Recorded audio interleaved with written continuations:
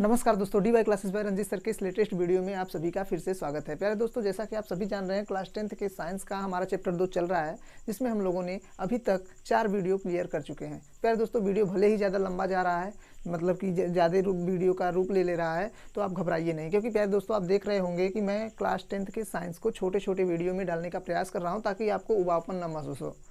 तो चलिए प्यारे दोस्तों, वीडियो को शुरू करने से पहले मैं आपसे यही कहूँगा कि यदि वीडियो आपको अच्छा लगे तो आप वीडियो को लाइक कर दीजिएगा और चैनल को सब्सक्राइब कर दीजिएगा और साथ में बेल आइकन को जरूर प्रेस कीजिएगा, क्योंकि मैं जो भी वीडियो अपलोड करूँ ताकि आप तक सबसे पहले पहुँच जाए। तो चलिए यार, देख लेते हैं क्या दिया गया है। अभी तक हम लोगों ने इसके पिछले वीडियो में पीएच स्केल के बारे में पढ़ा था। तो पीएच स्केल क्या है, कैसे है, मैंने सब उस वीडियो में डिटेल बताया है। आपने यदि वो वीडियो को नहीं देखा है तो प्लीज़ जाकर देख लीजिए। तो यहाँ दिया गया है दैनिक जीवन में पीएच का महत्व। यार, अगर कुछ भी है तो उसका हमारे डेली लाइफ में कुछ तो यूज होगा, तो इसी प्रकार पीएच का हमारे दैनिक जीवन में क्या महत्व है, आज हम इस वीडियो में सीखने वाले हैं। प्यारे दोस्तों, मैं आपसे बार बार कहता हूँ कि यदि आप पढ़ नहीं रहे हैं तो पढ़िए, क्योंकि आपको जितने भी मैं टॉपिक्स दे रहा हूँ ये सब बोर्ड एग्जाम से रिलेटेड ही हैं। आप ये मत सोचिएगा कि सर जी कहाँ से उठा के लेके चले आ रहे हैं। आप एनसीईआरटी पढ़िए और उसमें एक एक लाइन आपको देखने को मिल जाएगा। तो देख सकते हैं यहाँ पे दिया गया है कि पौधों एवं जंतु पीएच के प्रति संवेदनशील होते हैं। चाहे पौधा हो चाहे मनुष्य हो, उन सब में क्या होता है, पीएच मान पाया जाता है। अब बात क्या है प्यारे दोस्तों, कह रहा है हमारा शरीर 7 से 7.8 पीएच परास के बीच कार्य करता है। ये बोर्ड एग्जाम में काफ़ी बार पूछा जाता है क्वेश्चंस कि हमारा जो शरीर है वो कितने रेंज में, पीएच के कितने रेंज में काम करता है, तो आप कहेंगे 7 से 7.8। प्यारे दोस्तों, ये सब लाइनें याद रखिएगा, क्योंकि यही सब मोस्ट इंपॉर्टेंट है बोर्ड एग्जाम के क्वेश्चन के लिए। तो यहाँ देख सकते हैं दिया गया है, इस प्रकार जीवित प्राणी केवल निश्चित पीएच परास में ही जीवित रह सकते हैं। यानी यदि हमारा 7 से कम हुआ पीएच या 7.8 से ज़्यादा हुआ तो हमें मतलब कि हमारी जान खतरे में हो सकती है। इसमें मतलब हमारा हेल्थ बिगड़ सकता है। तो यहाँ देख सकते हैं तीसरा दिया है, हमारे रक्त का औसत पीएच मान 7 होता है। बहुत ही इंपॉर्टेंट लाइन है प्यारे दोस्तों, इसे ज़रूर याद रखिएगा कि हमारा जो रक्त है इसका पीएच मान कितना होता है, 7.4। तो अब आप देख सकते हैं यहाँ एक टॉपिक आता है एनसीईआरटी में, अम्लीय वर्षा क्या है। प्यारे दोस्तों, बोर्ड एग्जाम में काफ़ी बार पूछ लिया जाता है अम्लीय वर्षा किसे कहते हैं। तो जो स्टूडेंट्स होते हैं यदि नहीं पढ़े रहते हैं तो भूल जाते हैं। तो यहाँ देख सकते हैं आप, तो कहा गया है वर्षा जल की पीएच मान जब 5.6 से कम हो तो वह अम्लीय वर्षा कहलाती है। तो आप देख सकते हैं कि यदि वर्षा जल का जो पीएच मान है 5.6 से कम हो जाए तो उसे ही हम लोग अम्लीय वर्षा कहते हैं। तो प्यारे दोस्तों, जब आप एनसीईआरटी जब पढ़ोगे उसमें तो दिया जाता है कि कुछ उससे रिलेटेड एग्जाम्पल बता दिया जाता है या उससे रिलेटेड कुछ टॉपिक्स बना देता है क्वेश्चंस। तो उसी को ध्यान में रखते हुए मैंने यहाँ पे नोट पॉइंट लिखा है कि अम्लीय वर्षा का जल जब नदी में प्रवाहित होता है तो नदी के जल का पीएच मान क्या होता है, कम हो जाता है।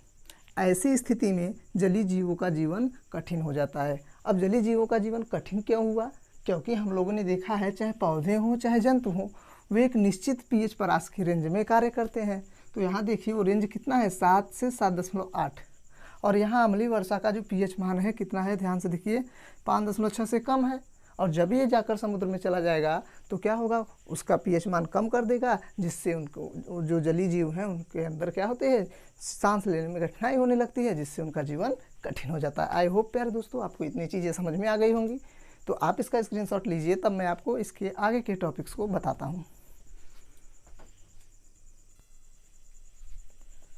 तो प्यारे दोस्तों, चलते हैं अपने आगे के टॉपिक्स पर। तो आप देख सकते हैं हमारे पाचन तंत्र का पीएच, हमारे पाचन तंत्र मतलब पेट में जो पाचन क्रिया होती है उसके लिए पीएच का क्या महत्व है। तो आप देख सकते हैं दिया गया है, हमारा आमाशय हाइड्रोक्लोरिक अम्ल HCl उत्पन्न करता है। यानी हमारे पेट में एक भाग होता है आमाशय, जो क्या करता है, हाइड्रोक्लोरिक अम्ल का क्या करता है, स्राव करता है यानी उत्पन्न करता है। तो यहाँ देख सकते हैं अपच की स्थिति में उदर मतलब होता है पेट, अत्यधिक मात्रा में अम्ल उत्पन्न करता है। प्यारे दोस्तों, क्या होता है जब आप ज़्यादा खाना खा लेते हैं तो क्या होता है, हमें अपच होता है, यानी पेट में भोजन जो होता है वो पचता नहीं है। तो क्या होता है उस स्थिति में जो हमारा पेट है वो अत्यधिक मात्रा में अम्ल उत्पन्न करता है, जिसके कारण पेट में दर्द व जलन का अनुभव होता है। तो अगर जब अनुभव होता है तो प्यारे दोस्तों उसके इलाज के लिए तो हमें कुछ करना होगा। तो यहाँ दिया गया है प्यारे दोस्तों, दर्द से बचने के लिए एंटासिड जैसे क्षारकों का उपयोग किया जाता है। अब एंटासिड जब क्षारकों का उपयोग किया जाएगा तो उसमें कुछ न कुछ रसायन का यूज होगा। तो कौन सा रसायन होगा, तो कह रहा है प्यारे दोस्तों इसके लिए मैग्नीशियम हाइड्रॉक्साइड, जिसे आप लोग हम मिल्क ऑफ मैग्नीशिया भी कहते हैं। तो जैसे दुर्बल क्षारकों का उपयोग किया जाता है। प्यारे दोस्तों, मैं ये लाइनें इसलिए आपको पढ़ पढ़ के सुना देता हूँ ताकि आपको जब भी बोर्ड एग्जाम में एक लाइन के क्वेश्चंस बनेंगे, याद रख लीजिएगा, आपको इतनी चीज़ें नहीं रखना है, बस एक लाइन के क्वेश्चन में पूछ लेगा कि जब पेट में जलन व वो क्या होता है प्यारे दोस्तों, जब पेट में जलन का अनुभव हो या दर्द का अनुभव हो तो क्या होगा कि हमें कैसे, मतलब कि किस दवा का यूज करना होगा या उस दवा में कौन सा रसायन मिलाया जाता है, तो आपको एक लाइन में बोल देना है मैग्नीशियम हाइड्रोक्साइड। तो आपको उस समय जो भी याद होगा तभी आप कर पाओगे एग्जाम में। तो आपको याद करने के लिए जितने भी लाइनें मैं बोलता हूँ आपको उतना आपको ध्यान से देखना होगा। तो चलिए यार, आप इसका स्क्रीनशॉट लीजिए, तो मैं आपको ले चलता हूँ अपने नेक्स्ट टॉपिक पर। तो फ्रेंड्स, अब हमारा अगला टॉपिक है पीएच परिवर्तन के कारण दंत क्षय, यानी यदि पीएच परिवर्तन हुआ तो हमारे दांतों पर किस प्रकार प्रभाव पड़ेगा, कैसे नष्ट होगा। तो आप देख सकते हैं यहाँ कहा गया है कि मुंह का पीएच मान 5.5 से कम होने पर दांतों का क्षय प्रारंभ हो जाता है। मैंने आपको बताया है हमारे शरीर में पीएच रेंज 7 से 7.8 के बीच रहता है। तो बोल रहा है यहाँ पे उसमें अलग अलग पीएच का मान दिया है प्यारे दोस्तों। तो मैं आपको अलग अलग जगह, जैसे आप हमारी बॉडी है, हमारे रक्त का पीएच मान अभी आपको दिखाया गया पीछे, फिर यहाँ दिया गया है। तो बोल रहा है मुंह का जो पीएच मान होता है 5.5 से कम होने पर दांतों का क्षय प्रारंभ हो जाता है। अब यहाँ दिया है दांतों का इनेमल। इनेमल कैल्शियम फास्फेट का बना होता है जो शरीर का सबसे कठोर पदार्थ है। इनेमल का मतलब प्यारे दोस्तों जो हमारे दांत का ऊपरी हिस्सा सफ़ेद है ना, उसी को बोलते हैं। तो यहाँ दिया गया है दांतों का इनेमल कैल्शियम फास्फेट का बना होता है जो शरीर का सबसे कठोर भाग है। कह रहा है मुंह का पीएच मान यहाँ पे दिया गया कि 5.5 से कम होने पर यह संक्षारित हो जाता है, यानी हमारे मुंह में जब हमारे पीएच मान जो होता है वो 5.5 से कम होगा तो क्या होगा, ये दांत जो होता है इनेमल वो क्षय होने लगता है, यानी खराब होने लगता है। तो कह रहा है इसलिए मुंह की सफाई के लिए क्षारकीय दंत मंजन का उपयोग किया जाता है ताकि अम्ल की अधिकता को उदासीन किया जा सके या उसके प्रभाव को नष्ट किया जा सके। तो प्यारे दोस्तों, आपको आई होप कि ये वीडियो अच्छे से समझ में आ रहा होगा और इंटरेस्ट भी आपका बढ़ रहा होगा। तो आप इसका स्क्रीनशॉट लीजिए, तब मैं आपको अगले टॉपिक पर ले चलता हूँ। तो डियर स्टूडेंट, चलते हैं अपने आगे के टॉपिक पे देख लेते हैं। तो यहाँ दिया गया है पशुओं एवं पौधों द्वारा उत्पन्न रसायनों से आत्मरक्षा, कि पौधों एवं जंतुओं द्वारा कुछ जो रसायन उत्पन्न होते हैं प्यारे दोस्तों, उससे हम अपनी रक्षा किस प्रकार कर सकते हैं। तो देख सकते हैं कि मधुमक्खी का डंक एक अम्ल छोड़ता है जिसके कारण दर्द एवं जलन होता है। आपको जब मधुमक्खी डंक मारता है प्यारे दोस्तों तो क्या होता है, उसके कारण दर्द एवं जलन होता है। तो कहा जाता है यहाँ कि मधुमक्खी के डंक में मेथनोइक अम्ल पाया जाता है। प्यारे दोस्तों, मधुमक्खी के जो डंक है उसमें क्या पाया जाता है, मेथनोइक अम्ल पाया जाता है। इसी वजह से हमें दर्द एवं जलन का अनुभव होता है। तो यहाँ दिया गया है डंक मारे गए अंग में बेकिंग सोडा जैसे दुर्बल क्षारक का उपयोग से आराम मिलता है। यदि जहाँ भी आपको मधुमक्खी डंक मार दे तो आप वहाँ क्या यूज कर लीजिए, बेकिंग सोडा, तो क्या होगा, आपको वहाँ आराम मिलेगा उससे। तो यहाँ देख सकते हैं दिया गया है इसी प्रकार चींटी का डंक मेथनोइक अम्ल छोड़ता है, इसी प्रकार नेटल का डंक भी मेथनोइक अम्ल छोड़ता है। अब नेटल क्या है प्यारे दोस्तों, आपके दिमाग में क्वेश्चन उठ गया होगा। तो अब मैंने यहाँ लिख लिया है नेटल एक शाकीय पादप है जो कि जंगलों में उपजता है। प्यारे दोस्तों, आपकी जानकारी के लिए बस इतना ही, क्योंकि आप डिटेल जाओगे तो आप कंफ्यूज हो सकते हो। तो प्यारे दोस्तों, जितने भी मैंने टॉपिक्स को लिया है ये सब एनसीईआरटी की एक एक लाइनों से उठाए गए हैं। तो प्यारे दोस्तों, आप लोग मन लगा कर पढ़िए। तो चलिए प्यारे दोस्तों, इसका स्क्रीनशॉट लीजिए, तो मैं आपको नेक्स्ट टॉपिक पर ले चलता हूँ। तो डियर स्टूडेंट्स, अब जो हमारा नेक्स्ट टॉपिक है वो बोर्ड एग्जाम के दृष्टि से बहुत ही इंपॉर्टेंट है प्यारे दोस्तों, क्योंकि आपको देखेंगे कि बहुविकल्पी में क्वेश्चंस आपको एक एक नंबर करके ऐसे पूछ लेता है कि नींबू में कौन सा अम्ल पाया जाता है, संतरा में कौन सा अम्ल पाया जाता है। ऐसे ढेर सारे क्वेश्चंस आपको बोर्ड एग्जाम में देखने को मिल जाएंगे। तो यहाँ मैंने जो लिखा है प्यारे दोस्तों, कुछ प्राकृतिक अम्ल एवं उनके स्रोत, यानी प्राकृतिक अम्ल जो है वो किन किन चीज़ों में पाए जाते हैं। तो देख सकते हैं यहाँ लिखा है मैंने प्राकृतिक स्रोत, यहाँ लिख लिया है अम्ल। तो यदि टमाटर में देखा जाए प्यारे दोस्तों तो ऑक्सैलिक अम्ल पाया जाता है, इमली में देखा जाए तो टार्टरिक अम्ल, टार्टरिक अम्ल पाया जाता है प्यारे दोस्तों। और जो संतरा है उसमें सिट्रिक अम्ल, नींबू में सिट्रिक अम्ल, दही में लैक्टिक अम्ल, चींटी का डंक जो होता है अभी हमने पिछले भी टॉपिक्स में पढ़ा कि मेथेनोइक अम्ल छोड़ता है, नेटल का डंक में क्या होता है, मेथेनोइक अम्ल होता है, और सिरका में जो होता है प्यारे दोस्तों वो एसिटिक अम्ल होता है। तो प्यारे दोस्तों, जो मैंने यहाँ पे लिखा है यदि आप इसको अच्छे से कर पाते हो तो आप बोर्ड एग्जाम में बहुत अच्छा करोगे। तो प्यारे दोस्तों, मैं आपसे यही बार बार कहूँगा कि आप जितने भी मैं चीज़ें बता रहा हूँ एक एक चीज़ों को एकदम अच्छे से तैयार कर लीजिए, तो आप देखेंगे बोर्ड एग्जाम में एक भी क्वेश्चंस आपके छूटने वाले नहीं हैं। तो आप इसका स्क्रीनशॉट लीजिए, तो मैं आपको ले चलता हूँ नेक्स्ट टॉपिक पर।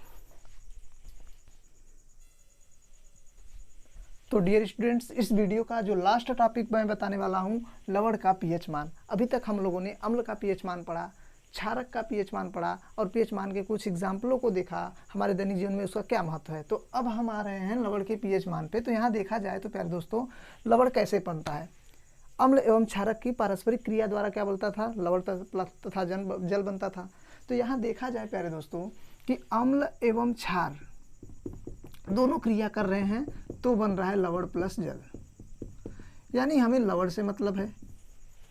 तो यहाँ देखा जाए तो अभी अम्ल और क्षारक के बारे में हम लोग प्रबल अम्ल पढ़े थे, दुर्बल अम्ल पढ़े थे, प्रबल क्षारक पढ़े थे, दुर्बल क्षारक पढ़े थे। तो यहाँ देखा गया कि जब प्रबल अम्ल और प्रबल क्षारक के लवण का यानी जो उनके संयोग से जो लवण बनता है उसका पीएच मान क्या होता है प्यारे दोस्तों, 7 होता है। क्योंकि ये एक दूसरे के प्रभाव को नष्ट कर देंगे, उदासीन हो जाएगा। तो उदासीन का मतलब क्या, पीएच मान 7।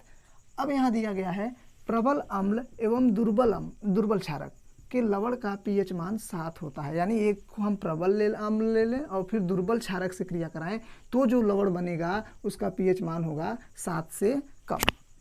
और यहाँ दिया गया है दुर्बल अम्ल एवं प्रबल क्षारक के लवण का पीएच मान 7 से अधिक होता है। प्यारे दोस्तों, मैं आपको ये रटवाना नहीं चाहता हूँ, फील देना चाहता हूँ। आप समझिए ध्यान से कि आप ये बताइए, यदि 2 व्यक्ति लड़ रहे हैं, एक मजबूत है और एक कमज़ोर, जीतेगा कौन? तो कहेंगे सर मजबूत वाला जीतेगा। यानी प्यारे दोस्तों, जो मजबूत रहेगा उसी का प्रभाव दिखाई देगा हमें। ध्यान से देखिए, यहाँ दिया गया प्रबल अम्ल एवं दुर्बल क्षारक। जब प्रबल अम्ल है और दुर्बल क्षारक है तो उसके द्वारा जो लवण बनेगा उसका पीएच मान क्या होगा, 7 से कम ही होगा, क्योंकि प्रबल अम्ल है और क्षारक क्या है, दुर्बल है। यहाँ दिया गया है दुर्बल अम्ल एवं प्रबल क्षारक के लवण का पीएच मान 7 से अधिक होता है। क्योंकि ये प्रबल क्षारक हो गया है तो ये अपना प्रभाव दिखाई देगा ना, प्रबल क्षारक का पीएच मान 7 से ज़्यादा होता है। अब यहाँ यदि आप देखना चाहें तो मैंने छोटे में आपको ये जो तीनों लाइन बताया है रख लिया है कि प्रबल अम्ल प्लस प्रबल क्षारक के संयोग से बनने वाला जो लवण है उसका पीएच मान 7 होगा। प्रबल अम्ल एवं दुर्बल क्षारक के संयोग से जो लवण बनने वाला है उसका पीएच मान 7 से कम होगा। और दुर्बल अम्ल एवं प्रबल क्षारक के संयोग से जो लवण बनने वाला है उसका पीएच मान 7 से अधिक होगा। तो प्यारे दोस्तों, आपने देखा कि मैंने इस वीडियो में भी अपने 100% को डाला है, अपने जुनून को डाला है कि ताकि आपको समझा सकूं मैं। तो आपका भी फर्ज बनता है प्यारे दोस्तों, आप इस वीडियो को अच्छे से तैयार कीजिएगा। तो चलते हैं वीडियो को समाप्ति की ओर। तो प्यारे दोस्तों, मैं आपसे यही कहूँगा, यदि वीडियो आपको अच्छा लगा हो तो एक लाइक कर दीजिएगा और इस चैनल पर यदि नए हैं तो चैनल को सब्सक्राइब करके बेल आइकन को जरूर प्रेस कीजिएगा, ताकि हमारे द्वारा अपलोड किए गए ऐसे लेटेस्ट वीडियो का नोटिफिकेशन आप तक सबसे पहले पहुँचे। तो चलिए मतलब कि विदा लेते हैं आप लोगों से। तो पढ़ाई करते रहें। All the very best. जय हिंद।